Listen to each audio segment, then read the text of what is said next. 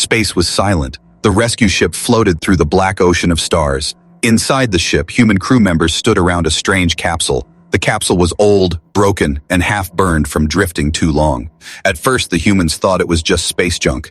But then, they saw her. A girl. She was small, maybe 12 or 13 by human eyes, but clearly not human. Her skin glowed faintly, soft like moonlight.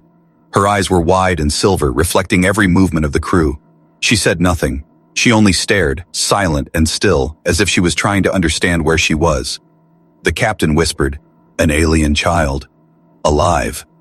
For a moment, the crew felt awe. They had discovered something rare, something no one had ever brought back before. An alien girl, alone in the void.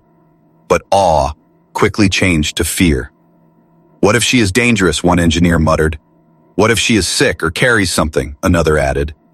The captain ordered the capsule brought to Earth. They locked it in the cargo bay and placed guards near it. The girl never fought, never screamed, never cried. She simply sat there, her glowing skin dimming and brightening like a fading star. When they reached Earth, the news spread like fire. "Alien girl discovered," screamed the headlines. People filled the spaceport, hoping to see her. Some shouted with excitement, others whispered with fear. Scientists gathered, governments argued, and the media kept asking the same question. What is she? At first, officials treated her like treasure. They placed her in a protective chamber, fed her carefully, and tested her blood and skin. But when the results showed things humans could not understand, strange cells, unknown energy inside her body, fear grew again. One politician said, "She is not safe. She must be contained." Another shouted, "No, she must be studied. She could be the key to technology." But no one asked the most simple question. What does the girl want? Soon, families were chosen to take care of her, to see if she could live among humans. The first family was rich, with a big house and smiling faces for the cameras. They took her in as if she were a rare pet. The alien girl followed quietly, always silent, always watching.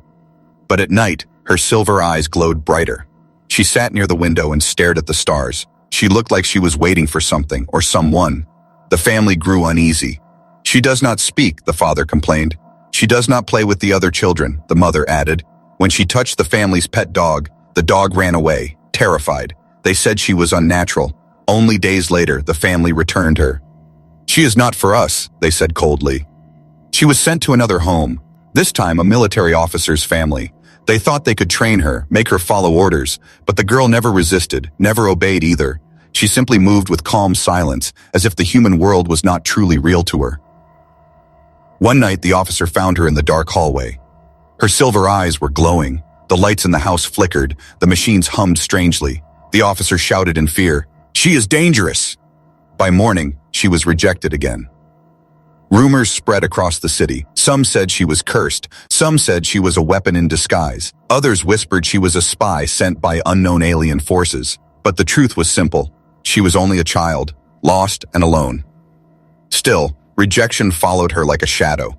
Every time she entered a new home, she was watched, feared, and quickly sent away. Her silver eyes grew sadder, but still, she never spoke. The rescue captain who first found her watched from a distance. He saw her being passed around like an object, not a person. He felt guilty, but even he was afraid. What if the others were right? What if she truly was dangerous? The alien girl sat alone in another government chamber, her thin hands folded on her lap. Outside, reporters shouted questions. Is she safe? Where did she come from? Will she be sent away? Inside, the girl raised her head. For the first time, she blinked slowly, her glowing eyes dimming. Something in her heart was breaking. She had been rescued from the cold, endless stars, only to find herself unwanted on Earth. But then, something strange happened. One evening, when the guards looked away, the lights flickered again. The girl's silver eyes shone bright, and the machines around her hummed softly, like they were alive. She touched the wall gently, and for a second, the cameras went dark. The guards rushed in, but the girl only sat still again, quiet, fragile, and calm. Whispers began to spread among the guards and staff. She can control the machines. She is more dangerous than we thought. She must not be free. And so, once again, the decision was made, send her back. rejected, returned, always the same. No one asked her what she felt. No one saw the tears she never let fall. She had traveled across space, survived alone in the void, and reached a new world filled with life. But here, she was nothing more than a problem to solve, a mystery to fear. Yet deep inside, in the silence of her glowing eyes, a small spark remained, the spark of hope. Because maybe, somewhere among these humans there would be one who truly looked at her, not as a monster, not as a weapon, not as a problem, but as a child who only wanted a home. The alien girl was moved again, another home, another family, another set of strangers who stared at her glowing skin and silver eyes like she was a puzzle they could never solve. She did not fight, she did not run, she only followed quietly, her steps light, her head slightly bowed, as if she already knew the ending, because she had seen this before, many times before. Rejected, returned, rejected again. The new family was kind in front of the cameras. They smiled, waved, and told reporters, "We will care for her." But once the doors closed, the smiles vanished. "She doesn't eat like us," the mother whispered, watching the girl push human food around her plate. "She doesn't laugh, doesn't play, doesn't talk," the father said, his voice heavy with suspicion. The girl sat silently at the table, her silver eyes fixed on nothing. She listened, she always listened, but words never came. Her voice was locked inside, as if it belonged to another world. At night, she sat by the window again, staring at the stars. Every family noticed this habit. Every family grew uneasy. "She looks like she's calling to someone," they whispered. "What if her people come back?" Days passed. The family grew colder. The children in the house avoided her. They teased her from far away, calling her Ghost Girl and Star Shadow. One night, one of the children threw a toy at her, shouting, "Talk, say something!" The toy hit her shoulder. She did not move, did not flinch, did not cry. She only looked at the child with sad, glowing eyes. The boy froze. For a moment he thought she would strike him, hurt him with alien power. But she did nothing. Still, fear spread like fire in the family. By morning, the parents made the call. "Come take her back. She is not right for us." And so, once again, she was returned. This became her life. Family after family, house after house. Some took her in for glory, some for curiosity, some because they believed they could fix her. But none of them kept her. In one house, she was treated like decoration. They dressed her in bright clothes, took pictures, and showed her off like a rare animal. But when she refused to smile for their cameras, they grew angry. "She is ungrateful," they said. "She brings no joy," they complained. They sent her away too. In another house, she was treated like a tool. The family noticed that lights flickered when she walked by, and machines seemed to hum softly near her. They forced her to touch their broken gadgets, hoping she would fix them. Sometimes the machines healed, sometimes they sparked, sometimes they shut down completely. "Do it again," they ordered. "Fix this. You are useful." But she was not a machine. She was a child. When one device overheated and burst into smoke, the family screamed in fear. "She will destroy us all," they cried. By morning, she was gone from their house too.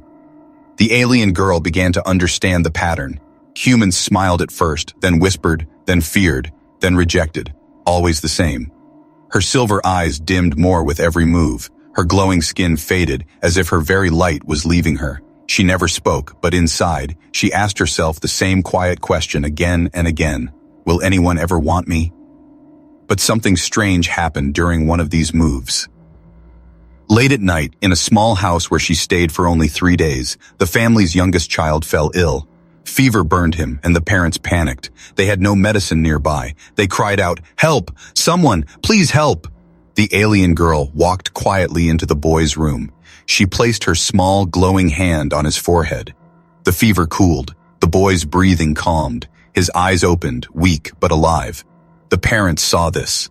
For one moment, they stared in awe. For one moment, they thought maybe she was not a curse but a blessing. But awe turned to fear. "What kind of power is this?" the father whispered. "She touched him. She changed him," the mother said, trembling. By dawn, they made the call too. "Take her away. She is unnatural."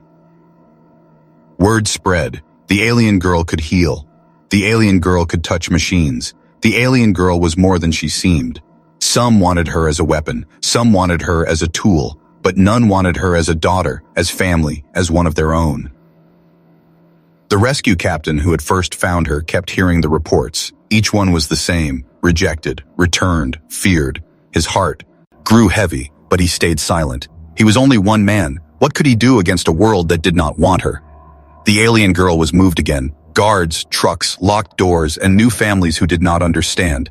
Every time she left a place, she looked up once more at the stars, her eyes glowing faintly, as if searching for home.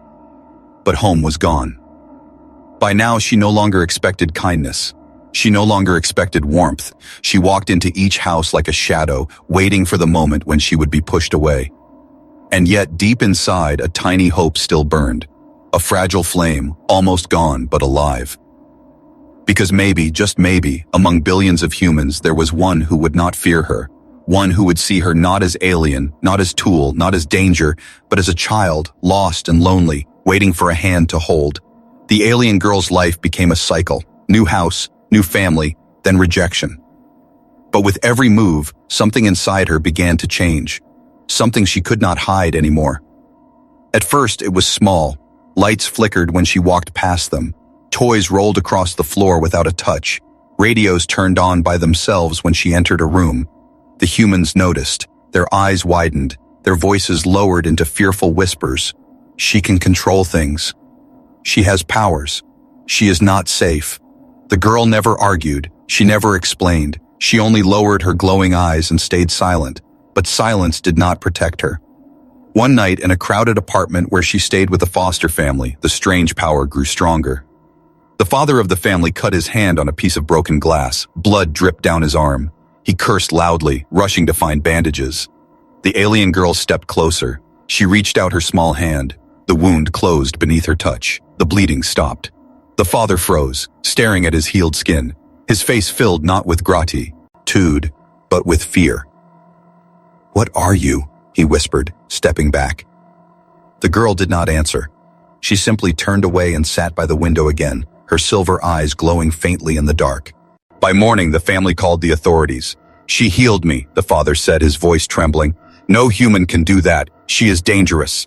Once again, she was taken away. Rumors spread faster now. The alien girl was not only strange, she was powerful. Some believed she was a weapon left behind by another race. Others thought she was a sign of invasion, a scout for a greater force.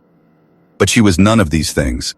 She was only a child, lost and afraid, learning that her gifts only pushed humans further away. In another home, her powers grew again. The family's old machines, broken refrigerator, dead lamps, silent music player, came alive when she touched them. The refrigerator hummed cold again.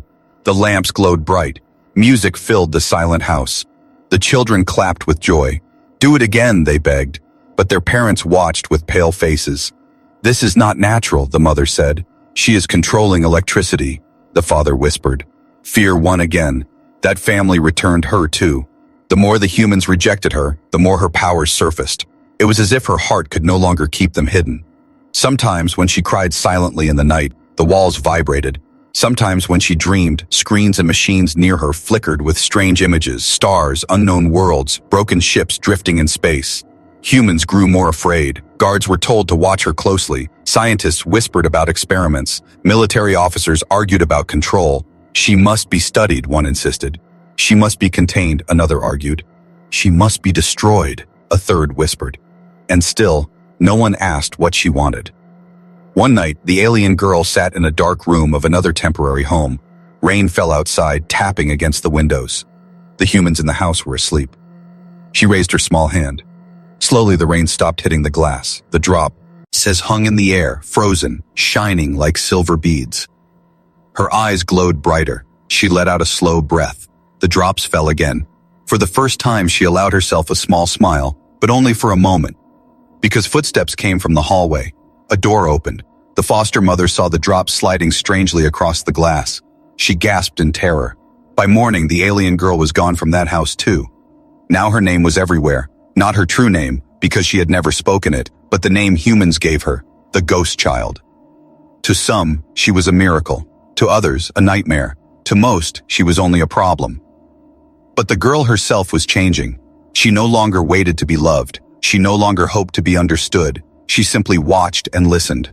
The spark of hope inside her grew weaker. yet her powers grew stronger. One evening during another transfer, the transport vehicle carrying her broke down. The engine died in the middle of the road. Guards cursed, trying to restart it. The girl sat quietly in the back seat. She closed her eyes. The engine roared back to life. The guards froze. They had seen her do nothing, yet the machine obeyed her. They reported everything, and soon the government's fear deepened. She can control machines at will, they whispered in secret meetings. If she grows stronger, she could control weapons, ships, maybe even cities. Plans were made, plans to contain her forever. But the alien girl did not know about the meetings. She only knew that wherever she went, people looked at her with the same expression, fear. And yet, a part of her heart still reached for connection. When she looked at the stars, when she healed wounds, when she made machines sing again, she was not trying to harm. She was only trying to belong. But belonging never came. One night, after being rejected again, she sat in a cold room with no window. Guards stood outside. Cameras blinked at every corner. She raised her hand toward one camera. It sparked, went dark, and never turned on again. The guards rushed in, shouting. But she only sat still, glowing eyes calm. She was no longer afraid of their fear, because deep inside she understood something. Her powers were growing. Her light was returning.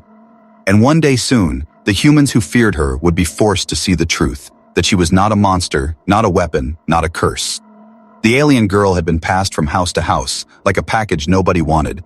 But now, whispers spread beyond homes and families. Entire cities began to know her name, the Ghost Child. Fear grew. Fear always grows faster than truth.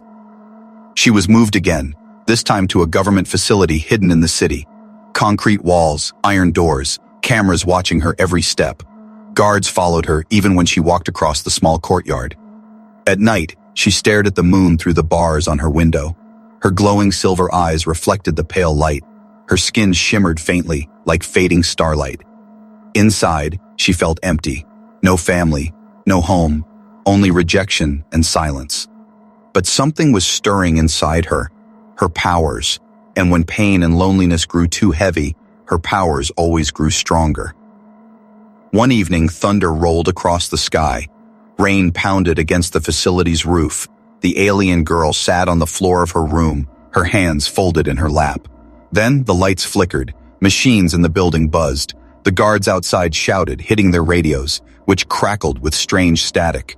The girl's silver eyes glowed brighter. She could feel the machines around her. She could feel their hum, their pulse, like they were alive. She raised her head. The power inside her whispered, "Run." The door clicked open without a key. The alarms shut off before they could sound. The cameras went black. The girl stepped into the hallway, her bare feet silent against the cold floor. Guards shouted, but their weapons froze in their hands. The screens in the control room burst with static. She walked through the building like a shadow. For the first time, she was not the rejected child. For the first time, she was the one in control. But outside, the storm waited. Rain poured onto the city as she stepped into the streets. People screamed when they saw her glowing skin and silver eyes. Cars stopped, lights flickered, sirens wailed. "She's escaping!" voices shouted. "Stop her!" Crowds gathered, police arrived, drones hovered above, their red lights flashing. The alien girl looked around. She did not want to harm anyone. She only wanted to be free, but the world had already decided she was dangerous. The chase began. She ran through alleys, her glowing body visible even in the dark. People pointed, children cried, doors slammed shut. Everywhere she went, fear followed. Helicopters circled overhead, searchlights cut through the rain. She turned down another street only to find a line of soldiers blocking her path. "Don't move," one shouted. "She's a threat," another yelled. The girl froze. Water dripped from her glowing skin. Her silver eyes blinked once, and then it happened. The power inside her burst free. The entire block went dark. Lights shattered, engines died, phones sparked in people's hands. The soldiers' weapons clicked uselessly. Their radios screamed with static. Cars stopped in the middle of the road, alarms blaring and then dying. The city fell silent. Only the sound of rain remained. The alien girl stood in the center of it all, glowing like a small star in the darkness. People stared at her with wide, terrified eyes. "She shut everything down," someone screamed. "She'll destroy us," another shouted. Panic spread faster than the rain. Crowds pushed and shoved, trying to get away. Soldiers regrouped, raising their weapons again. The girl's chest heaved. She had not meant to do it. She had not meant to show her power. But her loneliness, her rejection, her pain, it had all spilled out. The media captured everything. Cameras filmed from rooftops, drones streamed. The chaos lived across the world. The headlines flashed instantly. Alien girl attacks city. Ghost child dangerous. She must be stopped. No one saw the truth. No one saw the tears in her glowing eyes. The alien girl stumbled backward, pressing her hands to her face. She did not want this. She only wanted to belong. But now, the entire world seemed to rise against her. Sirens wailed again as emergency power returned. More soldiers surrounded her. More voices shouted. Helicopters lowered, their lights blinding her. She turned and ran again, but this time her legs were heavy, her heart breaking.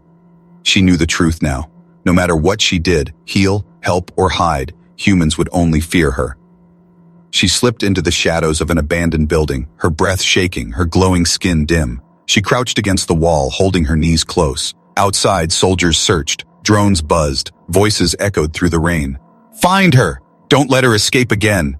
She closed her eyes. For the first time, her small shoulders shook. Silent tears rolled down her glowing cheeks.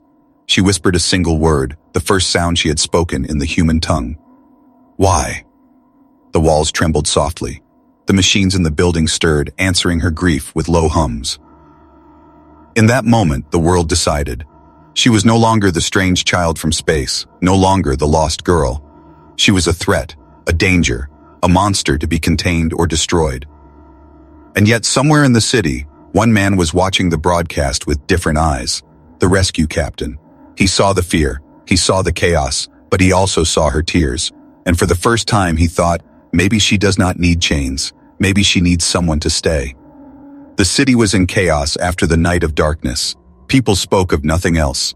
News screens replayed the moment when lights died and machines obeyed the alien girl. Some called it an attack. Others called it the warning of war. But one man watched quietly from the shadows of his small home. He was not a soldier, not a scientist, not a politician. He was only an ordinary mechanic named Elias. His hands were always covered in oil and dust, his clothes simple, his life unremarkable. But when the world saw a monster, Elias saw something else.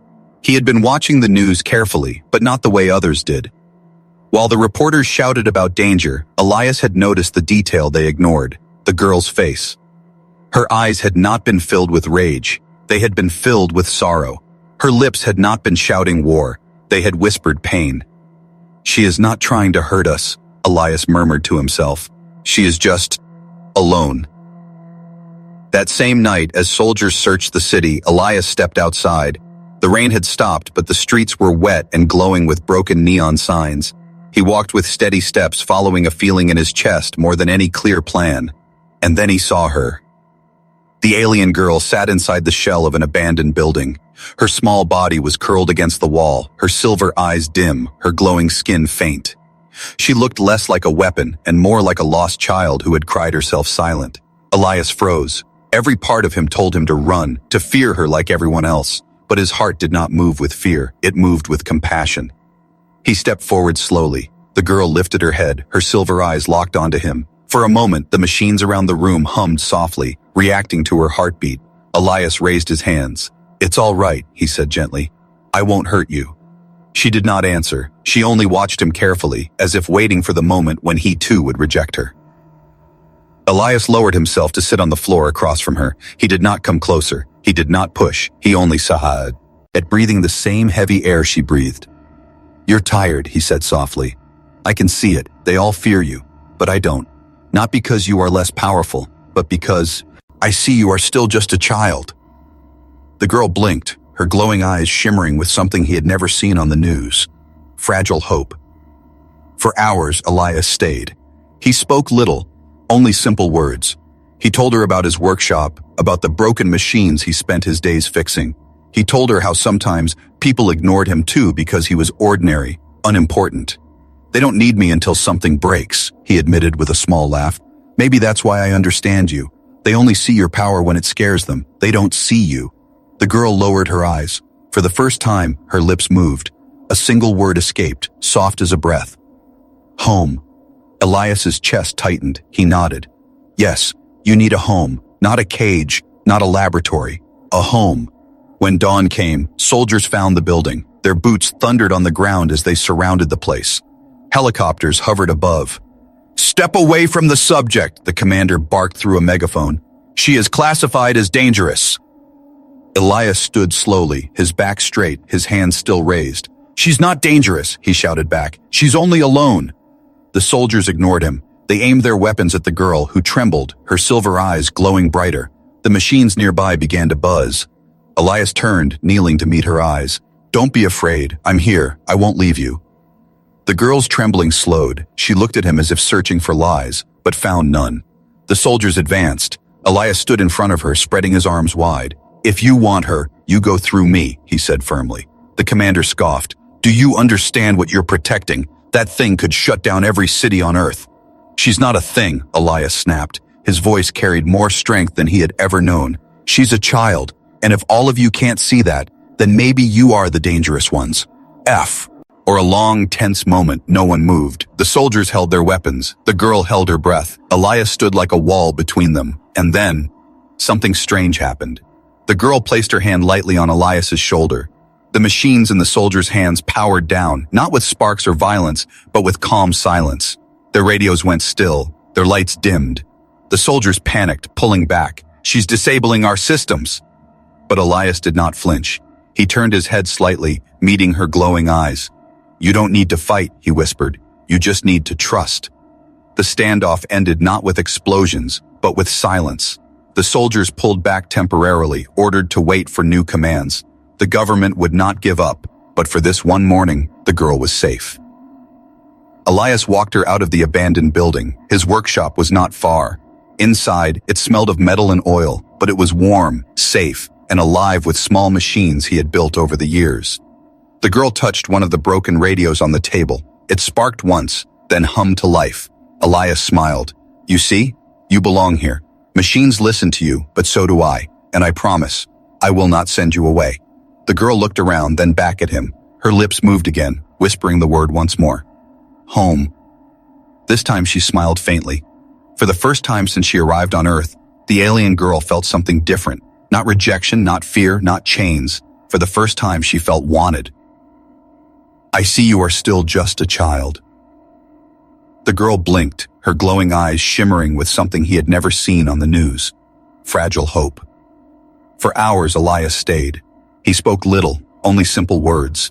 He told her about his workshop, about the broken machines he spent his days fixing. He told her how sometimes people ignored him too because he was ordinary, unimportant. "They do need me until something breaks," he admitted with a small laugh. "Maybe that's why I understand you. They only see your power when it scares them. They don't see you." The girl lowered her eyes. For the first time, her lips moved. A single word escaped, soft as a breath. "Home." Elias's chest tightened. He nodded. "Yes, you need a home, not a cage, not a laboratory, a home." When dawn came, soldiers found the building. Their boots thundered on the ground as they surrounded the place. Helicopters hovered above. "Step away from the subject," the commander barked through a megaphone. "She is classified as dangerous." Elias stood slowly, his back straight, his hands still raised. "She's not dangerous," he shouted back. "She's only alone." The soldiers ignored him. They aimed their weapons at the girl, who trembled, her silver eyes glowing brighter. The machines nearby began to buzz. Elias turned, kneeling to meet her eyes. "Don't be afraid. I'm here. I won't leave you." The girl's trembling slowed. She looked at him as if searching for lies, but found none. The soldiers advanced. Elias stood in front of her, spreading his arms wide. "If you want her, you go through me," he said firmly. The commander scoffed. "Do you understand what you're protecting? That thing could shut down every city on Earth." "She's not a thing," Elias snapped. His voice carried more strength than he had ever known. "She's a child, and if all of you can't see that, then maybe you are the dangerous ones." For a long, tense moment, no one moved. The soldiers held their weapons. The girl held her breath. Elias stood like a wall between them. And then, something strange happened. The girl placed her hand lightly on Elias's shoulder. The machines in the soldiers' hands powered down, not with sparks or violence, but with calm silence. Their radios went still. Their lights dimmed. The soldiers panicked, pulling back. "She's disabling our systems." But Elias did not flinch. He turned his head slightly, meeting her glowing eyes. "You don't need to fight," he whispered. You just need to trust. The standoff ended not with explosions, but with silence. The soldiers pulled back temporarily, ordered to wait for new commands. The government would not give up, but for this one morning, the girl was safe. Elias walked her out of the abandoned building. His workshop was not far. Inside, it smelled of metal and oil, but it was warm, safe, and alive with small machines he had built over the years. The girl touched one of the broken radios on the table. It sparked once, then hummed to life. Elias smiled. You see, you belong here. Machines listen to you, but so do I. And I promise, I will not send you away. The girl looked around, then back at him. Her lips moved again, whispering the word once more. Home. This time, she smiled faintly. For the first time since she arrived on Earth, the alien girl felt something different. Not rejection, not fear, not chains. For the first time, she felt wanted. The mechanic's workshop was small, dusty, and filled with broken machines. Old radios, tired engines, and half-repaired tools lay scattered on wooden tables. To anyone else, it was nothing special. But to the alien girl, it felt different. It was quiet. It was warm. And most of all, no one was watching her through cameras or pointing weapons at her. Elias, the mechanic, gave her a blanket and a place to sit. It's not much, he said with a shy smile, but it's safe. Safer than anywhere else. The girl sat silently, her silver eyes glowing softly in the dim light. She held the blanket close, as if afraid it might disappear. For the first time, she did not sit near the window to stare at the stars. For the first time, she stayed. At first, she did not speak. She only watched Elias work. He repaired a broken engine, wiped oil from his hands, and explained things she did not understand. This here, he said, holding up a tool, helps fix what people think can't be fixed. You just have to listen to the machine. It always tells you what it needs. The girl tilted her head. Machines did speak to her. Did speak to her, not with words but with pulses, with humming energy. She could feel them, just like she felt her own heartbeat. She raised her small hand toward the engine. Sparks danced. The machine coughed once, then roared to life. Elias blinked, then laughed. You're better at this than me. The girl's lips trembled. A tiny sound escaped, half laugh, half breath. Elias's heart lifted. Days passed. Slowly, a bond grew. The girl began to follow Elias around the workshop. She touched broken radios, lamps, and gadgets. They obeyed her, humming back to life. Elias never forced her, never demanded. He only watched with quiet wonder. You don't have to fix everything, he told her. You don't have to prove yourself. You're enough just as you are. Her silver eyes softened. No one had ever told her that before. One evening, Elias cut his arm on sharp metal. Blood slid down his skin. He cursed softly, reaching for a rag. The girl stepped closer. She placed her glowing hand on his wound. The bleeding stopped. The skin closed, smooth and unbroken. Elias looked down at his arm, then at her. She expected fear. She expected rejection. But Elias only smiled gently. Thank you. The girl's chest tightened. For the first time, her gift had not pushed someone away. For the first time, it had been accepted. Little by little, her silence began to break. She spoke single words. Food, she whispered, when hungry. Light, she said when touching a lamp. Safe, she whispered one night, curling beneath the blanket. Elias never rushed her. He listened to every word as if it were a treasure. Sometimes she whispered her favorite word again. Home. And every time Elias nodded. Yes, this is your home now. But safety was fragile. Outside the workshop, the world had not forgotten. Soldiers searched. Reporters shouted. Politicians demanded action. The alien girl must be shazam. Captured, they declared. She is a danger to all humanity. Still, Elias kept her hidden. He locked his doors, covered his windows, and told neighbors only that he was busy with repairs. But secrets never stay buried forever. One night, loud knocking shook the door. Elias froze. The girl tensed, her silver eyes glowing bright. Open up, a soldier's voice barked. We know she's inside. The machines in the workshop buzzed. The girl's power surged, ready to defend. Elias knelt beside her quickly. No, don't fight. They will only fear you more. Her glowing eyes filled with panic. She shook her head. Elias placed his hand on hers. Trust me, I will protect you. The girl hesitated. Then slowly she let the power fade. Elias opened the door just enough to face the soldiers. His voice was calm but firm. She's not here. And even if she were, she's not what you think. The soldiers searched, but the girl stayed hidden, silent as a shadow. After a long, tense hour, they left. Elias exhaled deeply. He turned back to her. See, sometimes strength is not in power. Sometimes strength is in trust. The girl looked at him, her glowing eyes softening. From that night forward, something changed inside her. She no longer stared at the stars as if waiting for rescue. She no longer counted the days until rejection. Instead, she began to learn what it meant to belong. She sat with Elias at the table. She ate with him, even if she only touched food lightly. She listened to his stories. She laughed, quietly, when he made mistakes fixing machines. And slowly, her light grew brighter, not because of her powers, but because her heart was healing. One evening, Elias stepped outside to watch the night sky. The girl followed. Together, they looked up at the stars. Elias spoke softly. "Do you miss where you came from?" The girl whispered, "Yes." Then after a pause, she added, "Ed, but here." She placed her small hand on his arm. Her eyes glowed warmly. "Home." Elias smiled, his eyes wet. "Yes, home." But even in that moment of peace, shadows moved in the distance. The government was not finished. They were planning, watching, waiting. Soon they would come again, and this time they would not leave without her. The days in Elias's workshop were quiet, but peace never lasts long when the world is afraid. Rumors spread again. Some neighbors noticed the glow of silver eyes through a curtain. Others whispered about strange lights in the mechanic's shop at night. Soon the government had proof. The alien girl was hiding with him. They came at dawn. The ground trembled as trucks surrounded the workshop. Soldiers poured into the streets, weapons raised. Drones circled above, cameras watching. Helicopters roared through the sky, flooding the workshop with harsh white light. "Elias Graves!" the commander shouted through a megaphone. "Step outside immediately. Hand over the subject." Inside, Elias stood frozen, his jaw tight. The alien girl clutched the edge of his shirt, her glowing eyes wide with fear. He placed his hand gently over hers. "Don't worry. I promised I wouldn't let them take you. I meant it." The door shook as soldiers pounded against it. Elias opened it himself and stepped outside, standing tall. "You don't need to surround us like this," he said firmly. "She is only a child." The commander sneered. "That child nearly shut down an entire city. She is a threat to every human alive."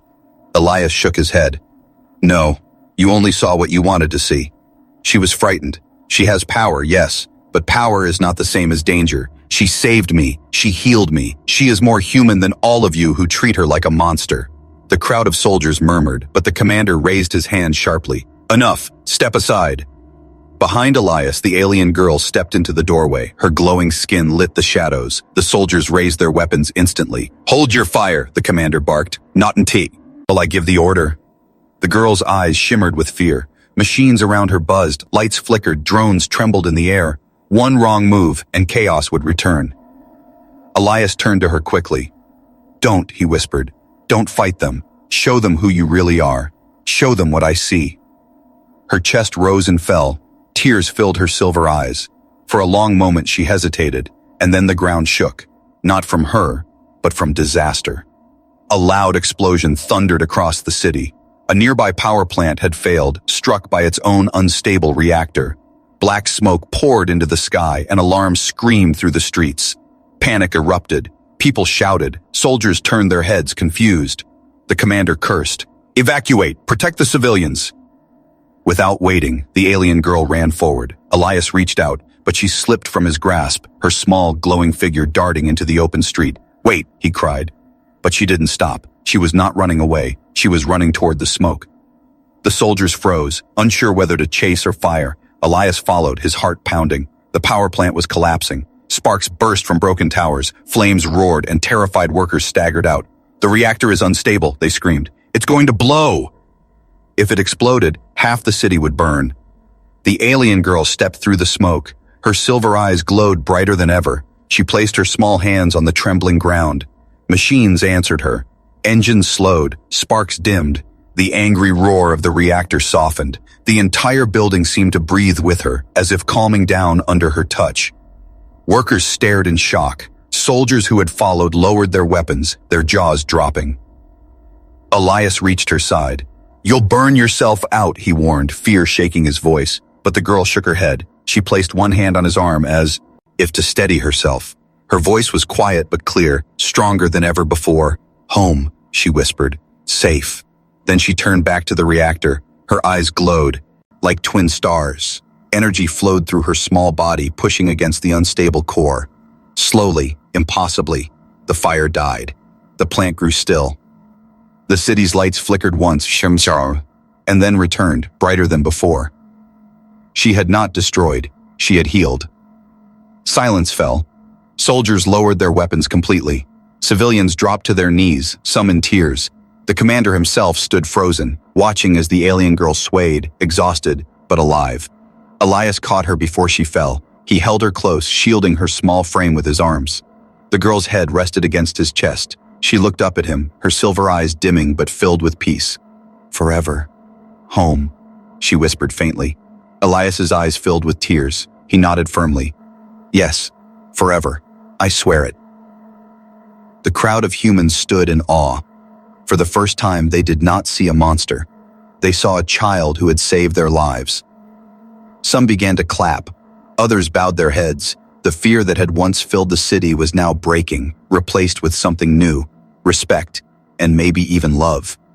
The commander lowered his megaphone slowly. His voice, for once, was quiet. "Stand down," he ordered. She stays."